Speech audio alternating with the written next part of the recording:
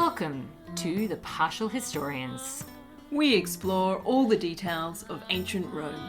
Everything from the political scandals, the love affairs, the battles waged, and when citizens turn against each other.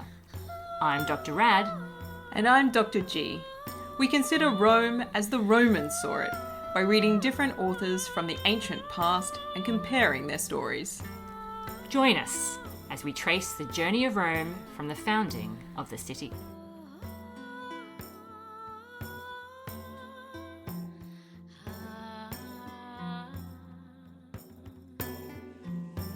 Hello and welcome to a brand new episode of the Partial Historians. I am one of your hosts, Dr. G, and sitting with me across the vast distance of cyberspace is Dr. Rad. Hello, everyone.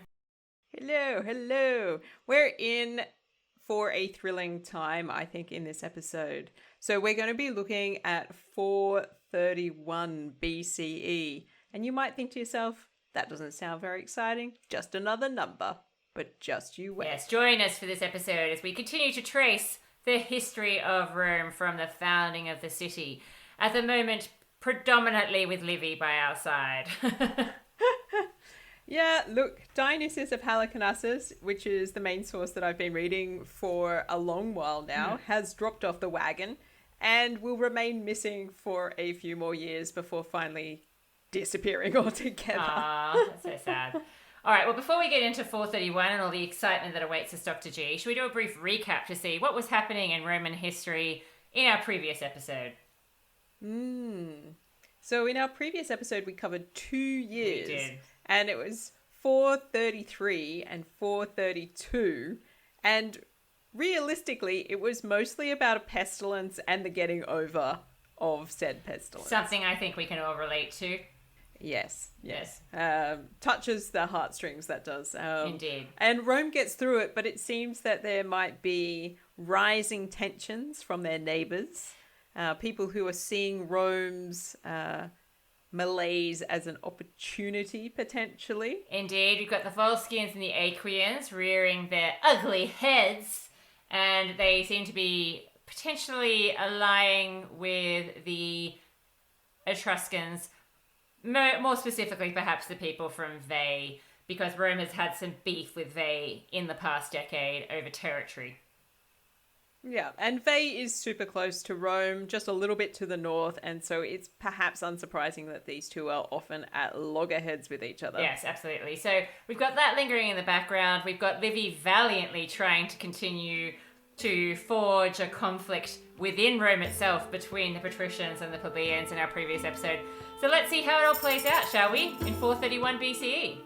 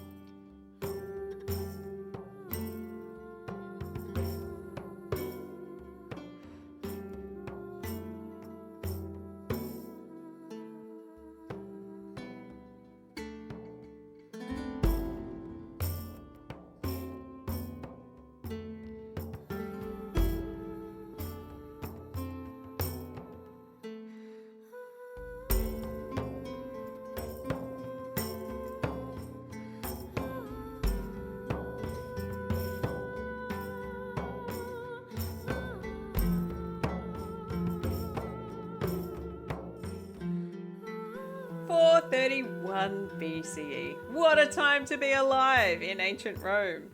We have consuls this year. We do. In case you have forgotten, it was thought that with potential trouble with external places on the horizon, only consuls would do, because God forbid you have military tribunes with consular power and one of them's a plebeian. I mean, it's clearly going to result in a defeat.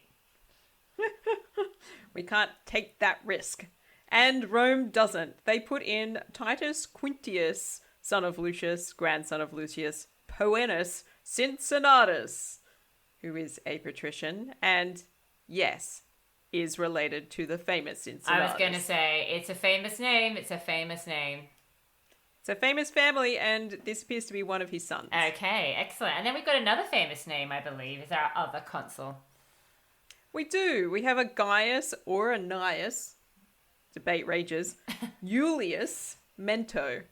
I'm sorry, did you just offer me a breath mint? I did. It's delicious. What a weird cognomen. Yes, and I'd love to tell you more about it, but I'm out of my rabbit hole of cognomens now, so I'm good. I don't have anything to tell you on that. I can actually tell you what it means, Dr. G.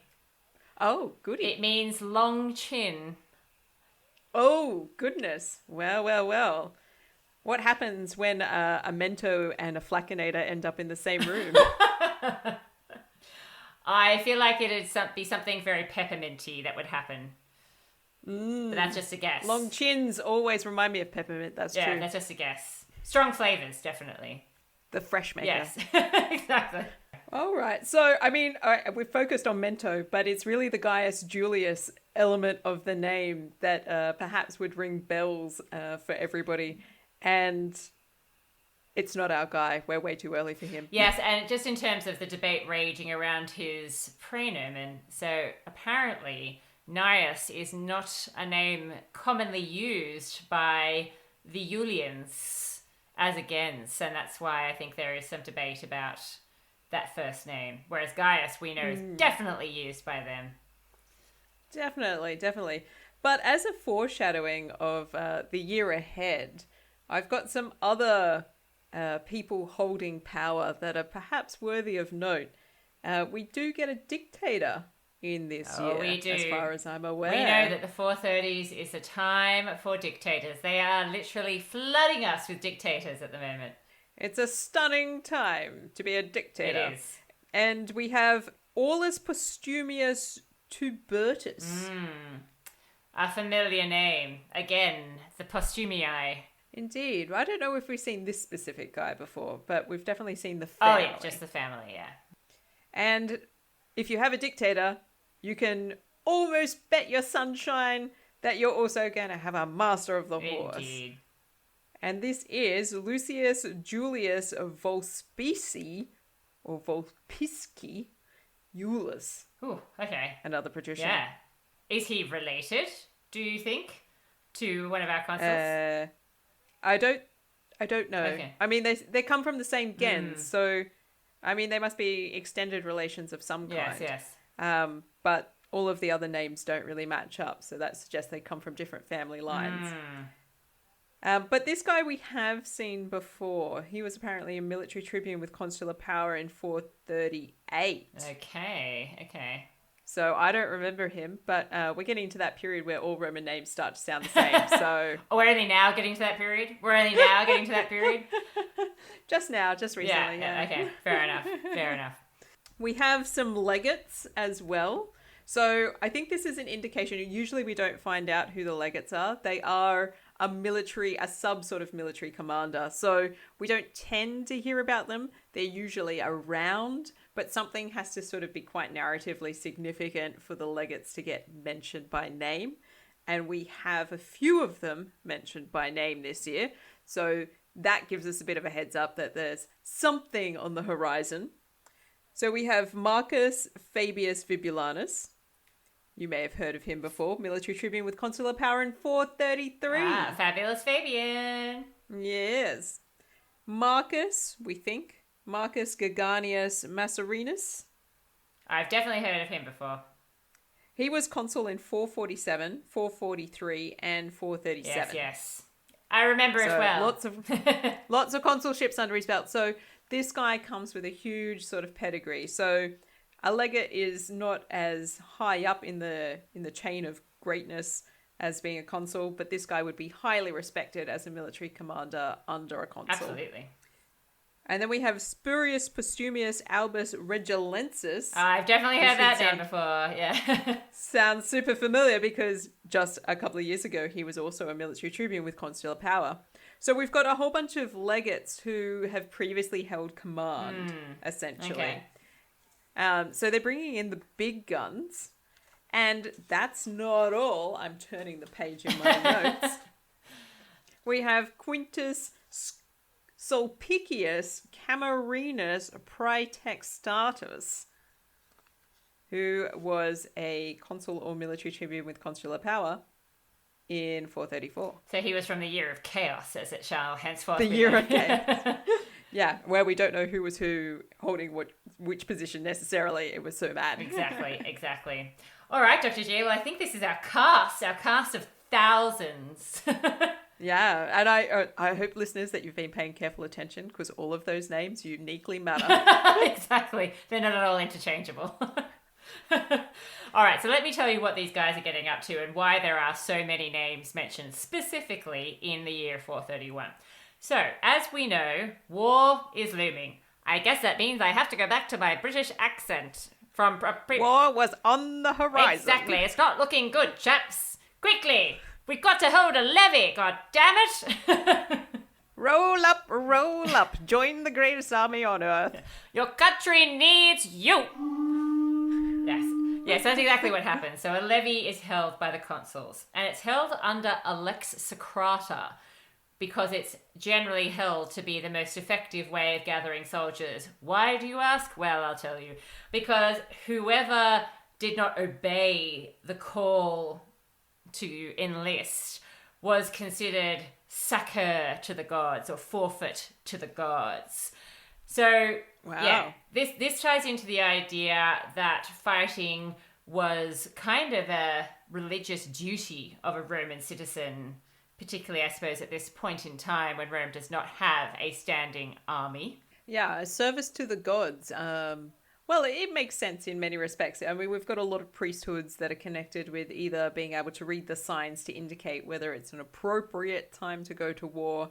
You've also got the fedeales who go out to ensure that the war is just in the eyes of the gods. There is a lot of sense in which Rome doesn't engage in any military action unless they're really certain that things are looking appropriate through a divine perspective. So you certainly don't want men in your ranks who are not approved from divine sanction. Indeed, exactly. So what's starting to happen is that the Aequians and the Volsicians, they certainly postponed for a war for a year, but they're very punctual when that year rolls around because they are getting ready.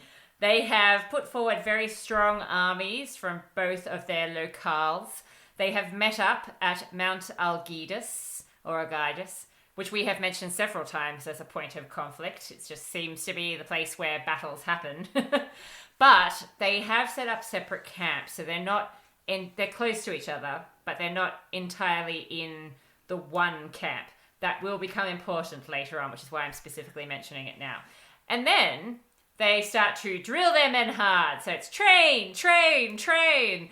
The Romans presumably can see this and appreciate it because it makes them more concerned about the situation, according to Livy. So concerned that it's time for a dictator.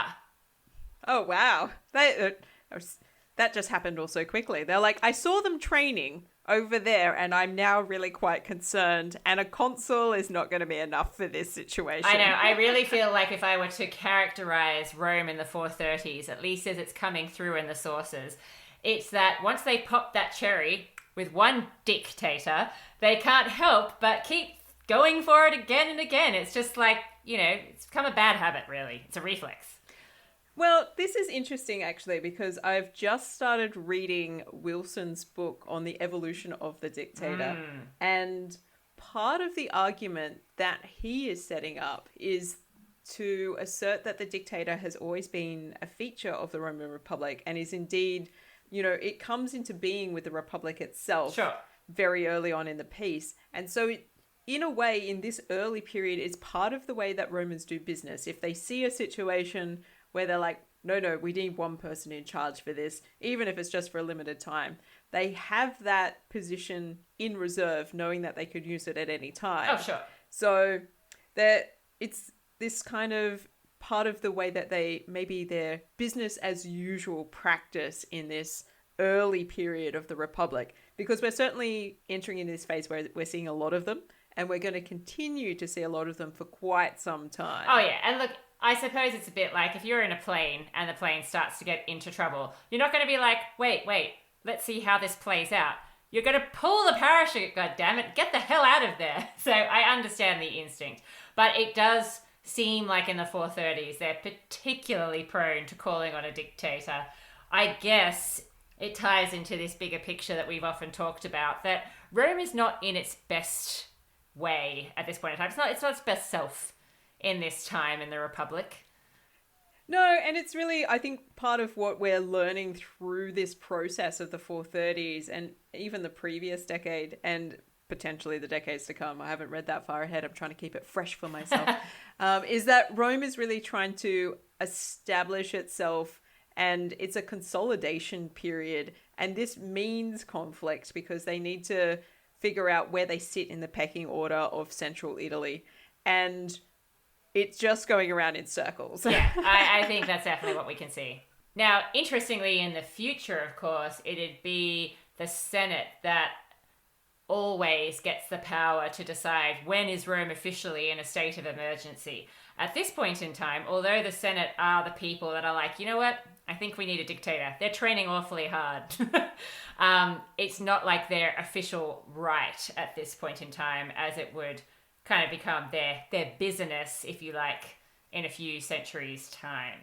Now, it might seem a little bit odd that the Romans are so nervous at this point in time, because, of course, they have trounced the Aequians and the Volscians countless times in the past. I mean, I actually honestly could not tell you how many times we have related a story where the Aequians and the Volscians have been defeated by Rome.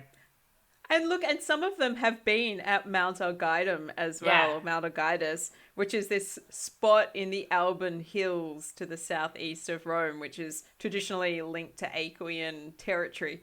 So it's not like this hasn't, it feels like we're a bit on a repeat. We're like a DJ doing the and it's like, here we are again, guys. It's Mount Algidus, and who knows what's going to happen here, but probably Rome. Exactly. Well, the reason why they're a little bit more nervous than usual, perhaps in spite of their amazing track record, is that not only do those Aequians and Volscians seem to be training very hard. I don't know what that means, but they are. They're doing the whole... I hope this means that they have their shirts I think it does. I think they're doing the pumping iron montage, you know. It's all looking pretty scary. Yeah. Exactly, yeah. Eye of the Tiger is playing, you know. They're running up and down stairs. It's not good. Anyway, on top of that, though, of course, we have to remember what Rome has just emerged from, which is a pretty serious plague.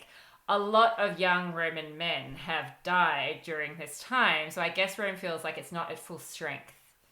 And the ones that are left have only got like little chicken legs. They're like, I haven't been able to get back to leg day. I don't know what to tell you. I'm not feeling confident going into this. These thighs are not intimidating enough. Mm-mm-mm. No, but, and this is my favourite detail, and I'm so excited to share this with you. The little cherry on top of why the Romans are a bit more nervous than usual and why they call on a dictator is that the consuls do not get on at all. Oh, they voted these two guys in, and they're like, and these guys are like, nah, can't stand him. Yeah. The man's a jerk. Yeah, they're like the odd couple, but without the sweet sentimental moments where actually they do care about each other. Okay, so they don't get along, and it seems like they're going to be unable to come to any unified decision if it comes to war. Exactly. Now, this is another little intriguing detail that Livy throws out there. He reports that some writers have recorded that the consuls actually went to war and fought a battle at Mount Algidus and were defeated, hence the dictator being appointed. But that's all he'll give me. So I'm using my flesh rabbits. Some writers. Who, Livy? Who? It sounds pretty awkward for the consuls, though. Like, they tried to get their shit together even though they didn't like each other, and it really didn't work out. Now everyone's like, you know what? Just go away. Well, there is one thing that they agree upon. One thing. And that is no dictator. No dictator. No dictator. We're the consuls. We want to be in charge. This is going to be a real slap in the face, I think, for Cincinnatus, son of the legendary Cincinnatus, twice dictator. I know. Exactly. And so... We're like... Yeah, they're resisting. The consuls are like, no dictator. We don't want a dictator. No, stop talking to a senate. We don't want to hear it right now. But the information about the Aequians and the Volscians and their forces is just getting more and more concerning. Rome is getting increasingly worried. The consuls are still not listening to the advice of the Senate. The reporters on the ground at Mount Aegitus are drawing sketches of how well muscled the enemy is and sending those sketches back to Rome, and people are getting increasingly concerned, being like, those guys are developing muscle at a rate I've never seen before. They're getting bigger day by day. We have to do something before they explode. Exactly. We don't go to battle. They're training. They are so much better than they need to be. They're going to be unstoppable. Yeah, exactly. So at this point in time, one Quintus Servilius Priscus, who was a very respected elite Roman man for the previous positions that he had held within the state, appeals to none other than the tribune of the plebs. Yeah, that's right. A patrician turning to the tribune of the plebs. Desperate times indeed. He says, you guys are annoying. Can you please be annoying right now and use your authority to force the consuls to name a dictator? Wow. Yeah. That's fascinating. I know. Now the tribunes, of course, say, hey, people need us. We're wanted. They like me. They really like me. And they see this as a golden opportunity to increase their own power because the tribunes are the worst. No. Yeah, I know. The tribunes are the worst. So they start chatting amongst themselves, being like, conspire. How are we going to use this to our advantage? They then declare that the tribunes all think that the consuls should obey the Senate, and that if they keep resisting, they should be thrown in prison. Ah, that'll teach them. Yeah, absolutely. The consuls, understandably, are outraged that the tribunes have been used against them. They're like, there is no bigger slap in the face than you guys turning to our arch nemesis, the tribune of the plebs. We're like, this is insulting, and I also do not want to go to jail. Well, perhaps they have a point in the sense that they're like, if you actually allow this to happen, like allow the consuls to be thrown in prison for not doing what they're told by other people like the tribune of the plebs, then you are just undermining the authority of the office. Now, I do hate the patricians, but they do have a point about a dangerous precedent because we know that the Romans are all about precedent. Yes. This is really interesting, actually, because this is going to feed into the one story that I have for this year, which doesn't come until much later on. Okay.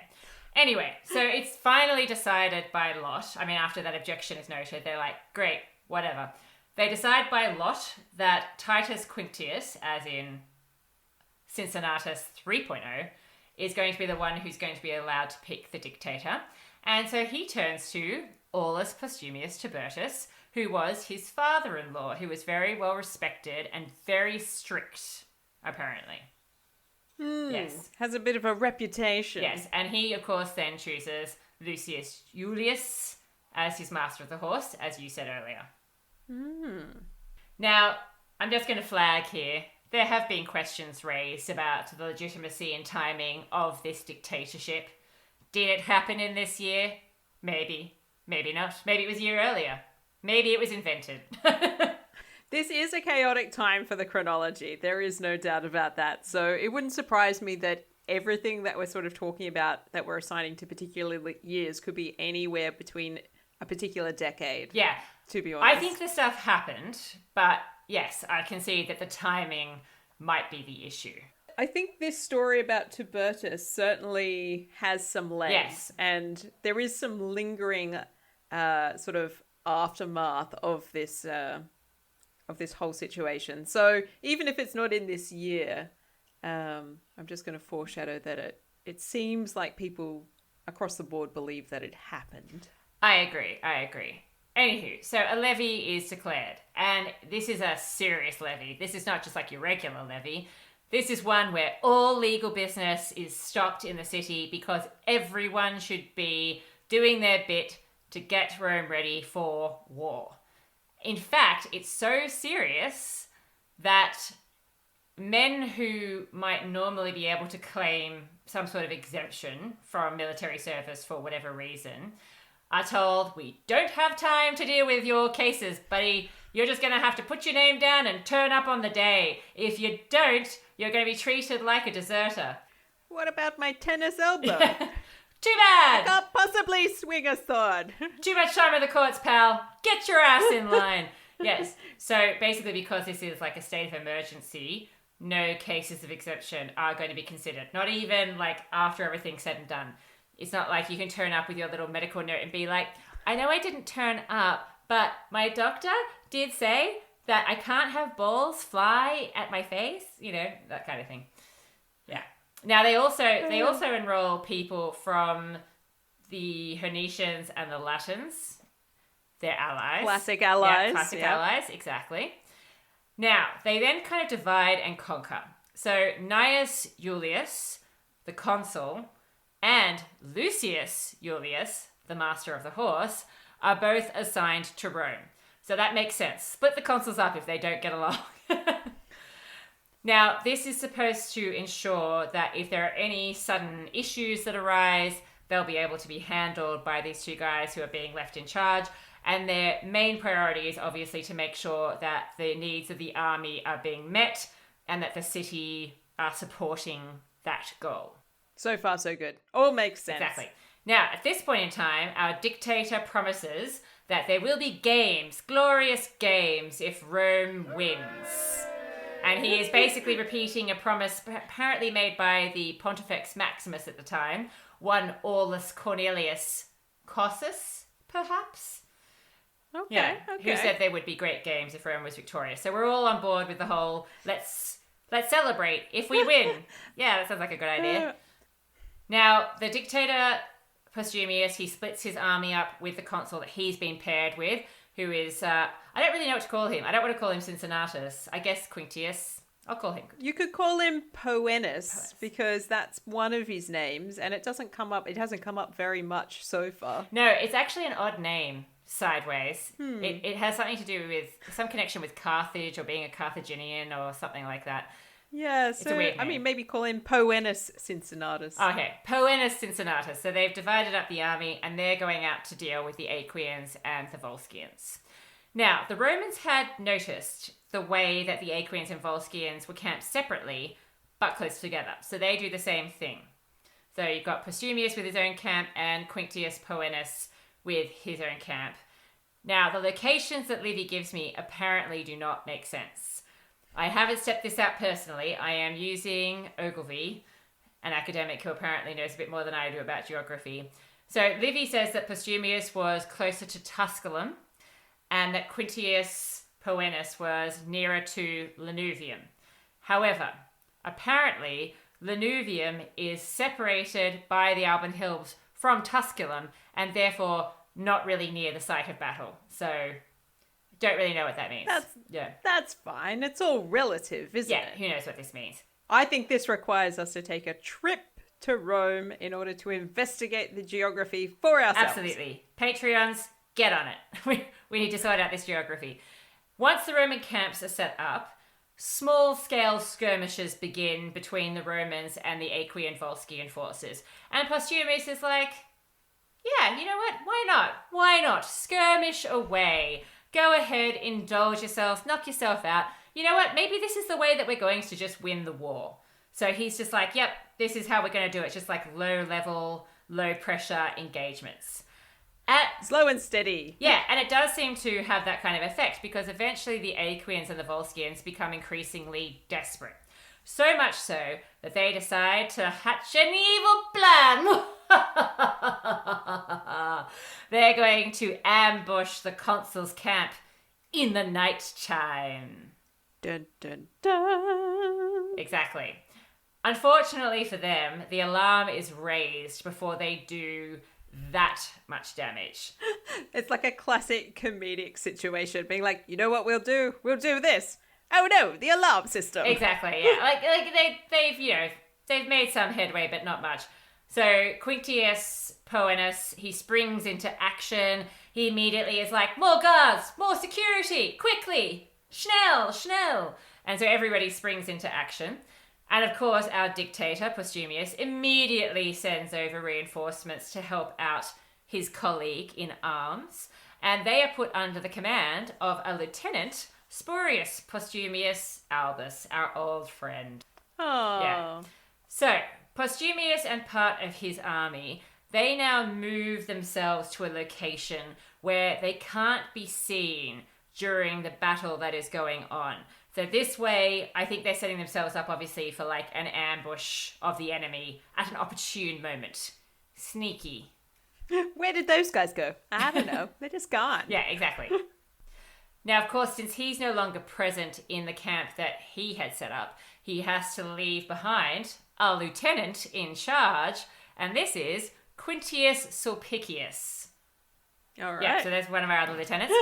Now here's another lieutenant. We're ticking them off the list. We're ticking them off. All right, yeah, all here right. comes another one. Yep. Here comes another one. Marcus Fabius, our fabulous Fabian, another lieutenant. He is placed in charge of the cavalry, but Nice. he is ordered to wait until daybreak to do anything because it's way too hard to use your cavalry in the nighttime. Yeah, do not charge the horses in the dark. Yeah. It will go wrong. Yeah. So Postumius is obviously justifying the choice of himself as dictator because he's just doing everything right. He then decides he's going to actually attack the enemy camp because, of course, they have depleted the forces in their camp in order to attack the Roman camp of the consul. Clever. Yeah. So, once again, I've got another lieutenant for you. Marcus Geganius and some of the cohorts are sent to ambush the camp. And Geganius finds that the people at the camp were completely fixated on like what was happening with the attack on the consul's camp. So they're sitting there eating popcorn, they've got their 3D glasses on. They weren't really paying attention to the security of their own campsite. So when he attacks, he seems to take it pretty easily and is therefore able to send up a smoke signal that he had prearranged with Postumius to be like, job done. Tick, tick. Nice. Yeah. So Postumius... So far, so smooth. Yeah, so Postumius sends out word to everybody. It's all good, everybody. The camp's been captured. We're making great progress here. And then, daybreak, which means enter the cavalry. And I was going to say, the charge of the horse. Exactly. And also, our friend Quintius Poenus, he now feels that he can properly engage with the enemy. I think he feels that things have definitely turned in their favour. Daybreak, it's a bit easier, obviously, to deal with the situation. And Postumius, of course, is going to ambush the enemy from behind. So it's looking pretty grim for the Aequians and the Volscians. I mean, they seem to be trapped from a lot of different directions. I was going to say, this is more than a pincer movement. They've got them surrounded. Yeah. However, it's time for a hero, Dr. G. Or what? A hero. We don't have one already? No, a hero on the other side. Oh. Yeah. So, one Volscian called Vettius Messius. Vettius Messius. Amazing. Yeah. I love this guy already. I know. So, Ogilvy has suggested that he is crafted very much in the form of a Homeric hero. And so he steps in. He's not... Maybe it's because he's so well muscled. He's been doing a lot of training. Anyway, so he steps in. He's not a super elite guy. He's not from the most powerful Volscian family you've ever heard of. But he has earned respect from his people through his many impressive deeds, which Livy does not take the time to tell me about. Damn it. Yeah. But he is the one that starts rallying the Aequians and the Volscians. He's like, come on, guys, we can't give in. I know things look desperate, but this is not the time to surrender. We have to fight on. Now, whilst he might be a bit of a Homeric hero type character that's stepping into our story here, Ogilvy thinks that he is a genuine person, or at least like there's some basis for him in reality, because Messius is apparently an Oscan name. Yeah, it's like related to the name Metius, which we've seen before, like Medius Fufetius, another favorite name of ours from our past episode. And you can apparently find the name Vettius in Etruria and also Sabine country. Oh, interesting. Okay, so he's got a name that's not, it doesn't sit in within the sort of like the Roman history of names. It sits in that surrounding area of Italy. It does. So, you know, if they've made him up, at least they got the detail right about where his name might have come from. Exactly. So, the fight against the Romans is now renewed because they have their hero standing up for them. I need a hero. Yes. Exactly. So they start attacking the Romans who are under our friend, I'm just going to call him Albus, the other Postumius, because otherwise it's way too confusing. So our friend Albus is being attacked, and the Romans are actually being driven back. Such is their fervour in this fight. But this is when the Dictator Postumius's men show up, and there's really fierce fighting happening. The Romans are determined, but Messius is there, and they're just as determined. It's crazy, Dr. G. So many people get hurt. So many people die. This is the mark of a great battle. And Roman leaders even get hurt. So it would seem... Oh, that's rare. Yeah, I know. So it would seem that our lieutenant, Postumius Albus, is the only one who is sort of taken from the battle because his head has been badly injured by a stone. Oh, no. Yeah. All right. The dictator, Postumius, he's fighting on, but he's received a pretty serious shoulder injury. And Fabius, and I don't really understand how this works, and to be honest, I don't want to have it explained to me. Fabius, apparently, his thigh has somehow been injured in a way that's pinning him to his horse. Oh. Yeah. That's not good. No, I'm not good for him and not good for the horse. I'm kind of hoping that means the horse gently fell over, but I don't think that's the case. And Quintius Poenus has sustained a serious injury to one of his arms. I actually think that Livy means that he's lost one of his arms. Oh, that is pretty serious. Now, apparently, this whole episode bears an uncanny resemblance to some of the happenings of the Iliad. So I'm once again going to cite Ogilvy, who's highlighted that the injury sustained in the arm by Quintius Poenus is very much like one sustained by Agamemnon, whereas the injury sustained by Fabius with the whole leg thing and being pinned, that is like Diomede. And Ulysses' damaged side and shoulder is also very similar to the other mention we have to the shoulder injury. And Hector was the one that got hit in the head with a stone and taken from the battlefield in this particular battle. Now, I don't want to ruin this theory because obviously Ogilvy's an excellent scholar and bless his soul, he was with us for too short a time. But when you're in an ancient battle and you're on the battlefield and you've got your ancient weapons and you've got your horses and you've got your rocks, how similar over time are the injuries likely to be? I hear what you're saying. I just thought I'm going to flag it because it does seem like a very strange coincidence that we've got all these elite men on the battlefield and the injuries that they sustain are very much like this particular battle in the Iliad. Yeah, I hear you. I'm gonna maintain my my small dose of skepticism. oh, for sure. Yeah, no, for sure. I totally get where you're coming from, but yeah, it's just one of those things where it's like, is Livy trying to tell us that this battle is equivalent to the Iliad?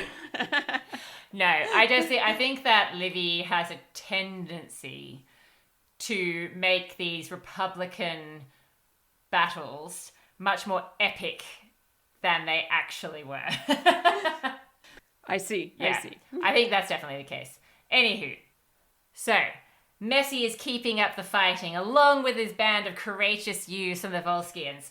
They end up trampling over the carcasses of slain Romans in their battle to make it back to the Volscian camp, because the Romans had seemingly captured the Aequian camp previously. Of course, they are pursued by the Romans, so they are followed by the Dictator and the other Roman forces, where another fierce and full-on battle ensues at the camp itself. And it's apparently at this moment that Quintius Poenus throws his standard into the stockade of the camp, encouraging the Romans to go and fetch. Go get it, boy! The Romans love that kind of thing. We've seen some examples of this before where it's like, there's nothing quite like holding on to the standard. And I know that Livy will be all across those kinds of narratives as well due to later moments in history. Exactly. And finally, this is apparently what enables them to break into the camp from one direction, and then from another direction, you've got the Romans making headway under the Dictator. And this is where the Volscians just give up. They throw aside their weapons and they're like, you win! We surrender. We give up. Oh, no. Yeah. Oh, this is a bad time. It's like, so they're surrounded and they give up. They do. So the camp is taken.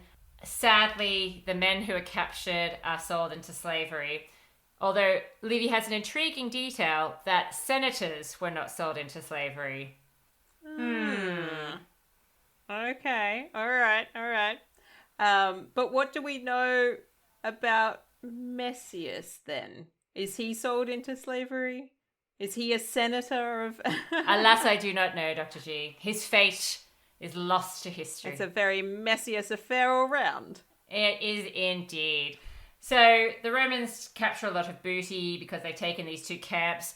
They give a portion to their allies, the Latins and the Hernicians. Mostly stuff that seemingly was taken from them in the first place, but I guess it's the thought that counts. Here, have this back. Yeah. The rest is sold at auction by Postumius. Postumius then leaves Quintius Poenus in charge of the camp, and he goes back to Rome to do the right thing because, of course, he is an all-round awesome guy, and lay down his power as dictator now that mission accomplished. I've done the thing, and I no longer need to be the supreme leader of all of Rome. Exactly.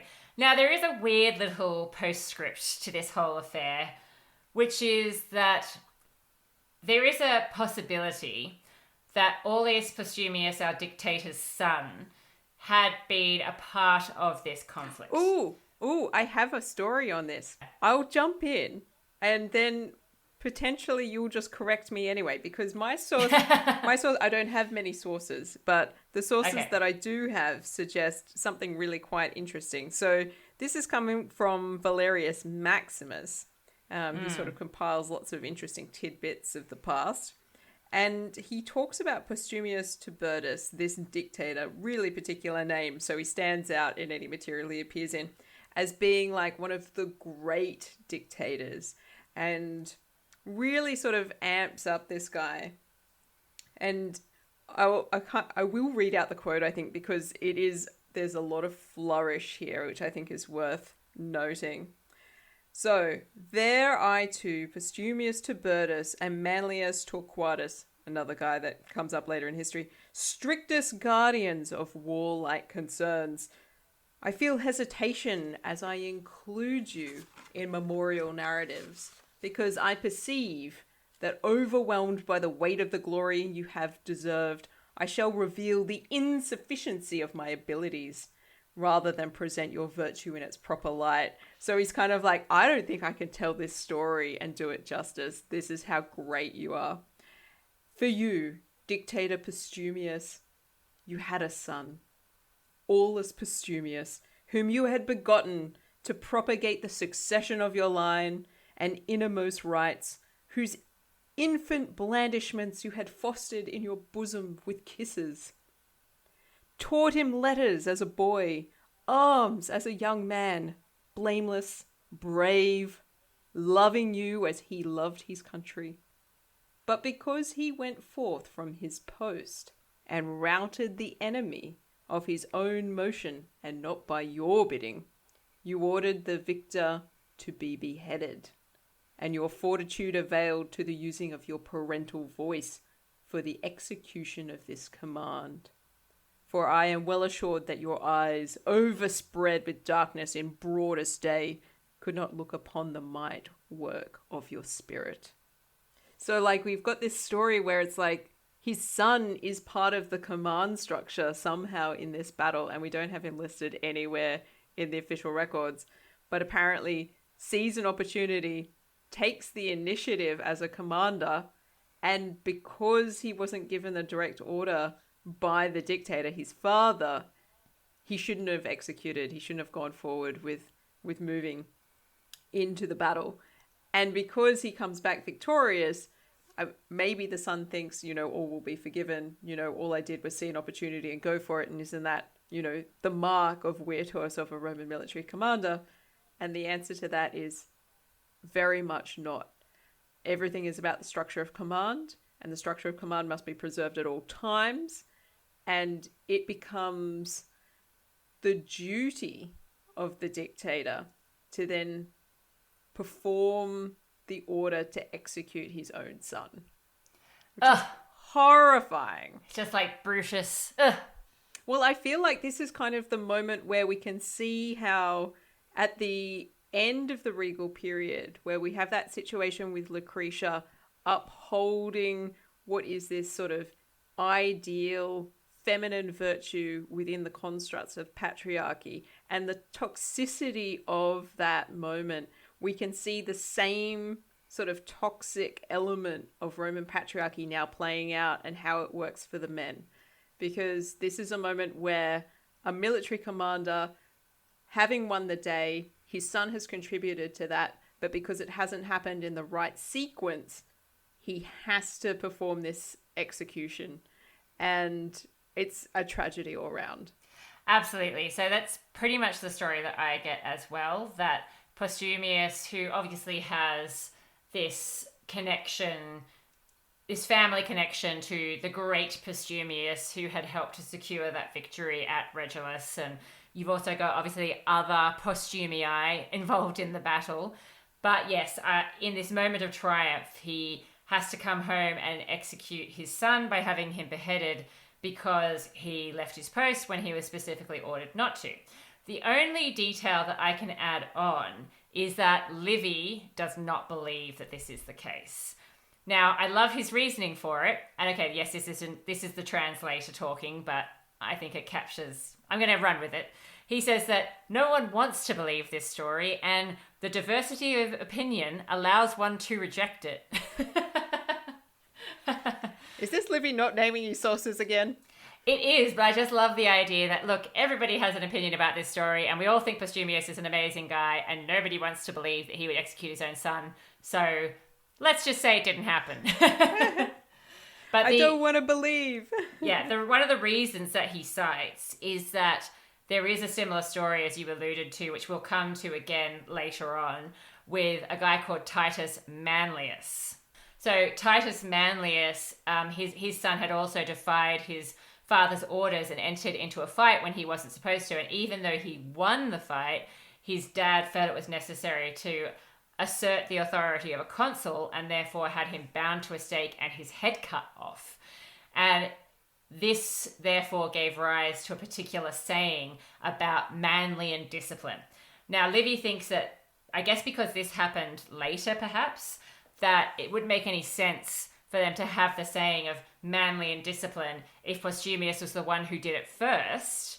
And also, Manlius was known to be so strict that he was given the surname Imperiosus, or the despotic. And Postumius wasn't given anything like that. So even though he was known to be like strict and stern as a Roman man was supposed to be, particularly if he's in a position of authority, maybe he didn't go quite that far. Yeah, I wonder then where the story kind of derives from, and wonder if maybe what we're getting here is, and this is just pure speculation, there's no way to prove this one way or the other, whether this is part of a family story of the Postumii that is told amongst themselves in order to explain the death of a young man somewhere in their line. and that somehow that's worked its way into sort of a greater imagination at some point, but maybe doesn't make it into all of the records.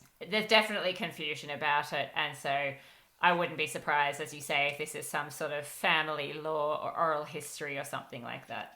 Well, all I can say is that Valerius Maximus clearly leans into the narrative and gets super emotional in his recount of it. So definitely one of the people that's sort of sitting on the opposite side of the fence to Livy on this one. Although I think they do share in common their admiration for Postumius, this particular Postumius, amongst other Postumiuses. So I do have a tiny little bit of detail to finish off the year, which is hilariously anticlimactic, but I'm going to throw it at you anyway. So now that all this is all wrapped up, Gnaeus Julius comes back and he makes the official dedication to the Temple of Apollo, which had been promised to the god back in 433, allegedly, when there was that year of really bad plague.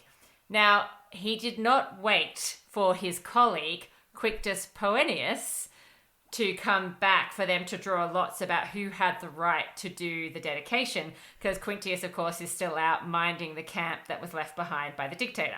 These two really don't get along, do they? Oh boy, is Quintius upset when he comes back and finds that this is what has happened. Because, of course, you can't undo a dedication of a temple.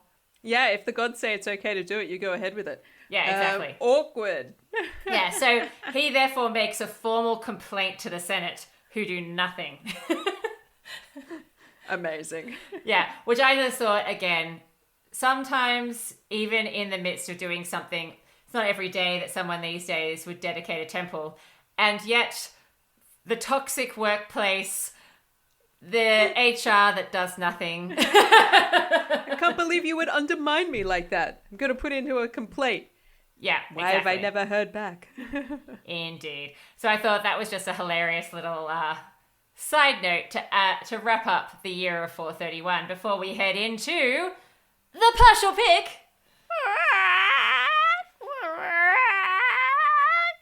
All right, Dr. G, tell us what the partial pick is all about. The partial pick. Well, we evaluate Rome by its own criteria, which means sometimes they do fabulously and sometimes they do terribly. They can win up to 50 golden eagles across 5 categories out of 10 each. So, first cab off the rank is military clout. Oh, yeah. I mean, this has got to be a high one, I think. They did rout them in the end after fierce fighting in many quarters.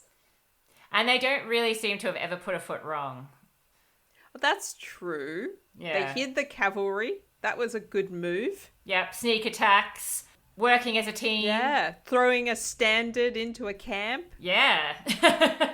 Yeah, I mean, all of the commanders seem to get injured in fantastically Homeric ways, but aside from that, all good. I mean, as long as the scars are on the front, still okay. Absolutely. So, right. Is it a 10 or is that too high? No, I think it might be a 10 because everybody loves this dictator. It seems like the legacy of the narrative is like, this guy was great. Yeah, okay, so we're on a 10. Good start. 10. Or we've already beaten our previous score. Let's just stop now. Diplomacy. I think we have agreed in the past that when war is happening, it tends to imply that diplomacy is not. But they do give the spoils to the Latins and the Hanusians that were their spoils in the beginning. That seems a pretty nice thing to do. I guess there's a certain diplomacy involved in that. But I'm only going to give them a 1, Dr. G. Always having to convince you on the diplomacy. Yeah. They're not a very diplomatic people. They're just not. That's true. Yeah. Expansion. No. I mean, they're just fighting, I think, a defensive war at this point in time. Yeah, there's no claiming of territory, really. No. Virtus. Yes, I think incredible. Definitely, yes. Incredible amounts of virtus on display. Yeah. Wounded shoulders, being pinned to horses, conking a stone in the head. It's all happening. And also, that final tragic story, whether we believe it or not, is actually a huge example of the way that Romans think about virtus as well. Like, what is the most important thing for a Roman man? And part of it is to prioritize Rome over anything else. And there's nothing more precious than a son. Yeah. So that is a big thing to do. Yeah. And it seems that like it was super important that he did it in order to maintain the structures as they stand. So is that going to be a 10 out of 10 again? I feel like it, yeah. Okay. All right. Let's do it. Horrifyingly so. Yeah. Who would have known that the execution of children is what would bring us to this point? He was old enough to be in battle. I mean, he was a child in the sense that, that his father did it. But, anyway. Yeah. The citizen score. Look, there's not much specific mention of citizens apart from the fact that there's no get out of jail free card in this battle. No, it's not a great levy to be part of. No, but on the other hand, there are no specific complaints. So are complaints permitted under a dictator? Well, he's not always in charge. There's no specific complaints mentioned in the lead up to him being appointed, where the consuls are bickering. Yeah, look, I don't want to say that the absence of evidence means that it's definitely not happening, but oh no, I don't think it's great. I would fall on the side of it not being a great time because there's conflict, nobody's accepting any excuses. Rome is victorious, so okay, it could be a lot worse. But people definitely have to die for that to happen. It's not like they get out unscathed. Exactly. So what are we going to say? Like a 3? Yeah, maybe a 2 or 3. Yeah. Okay. Well, let's say a 3. That means that Rome has a grand total of 24 golden eagles. They're so close to getting a pass. One day soon. But, that's a massive improvement from our previous episode, which was 1. Yeah, look, they've come a long way in just a year. It's amazing what a couple of great battles and a dictator will do for you. Exactly. Well, thanks so much for telling me all about another glorious Postumius to add to my collection. It's been an absolute pleasure, and thank you so much for sharing all of these details about 431. I knew so little going in, and now I feel so enriched. Don't thank me. Thank Levy. On behalf of Dr. Rad and myself, I want to send a huge thank you to all of our listeners and supporters. As you may know, we have our new book, our only currently book, coming out very soon. It is called Rex, the 7 Kings of Rome. And if you're interested in pre-ordering a copy, you'll need to head over to highlands-press.com to secure your copy. You'll be supporting an indie publisher, which is very much in keeping with what we're all about, as well as indie podcasters. And in keeping with our thanks to our patrons, we want to send a shout out to the following people as well: Alex, Amanda, Azara, Ben, CW, Dariel, David M, David R, David T, Dendrio, Dorian, Eliche, and Erin. Thank you so much for your support, and thank you for listening in.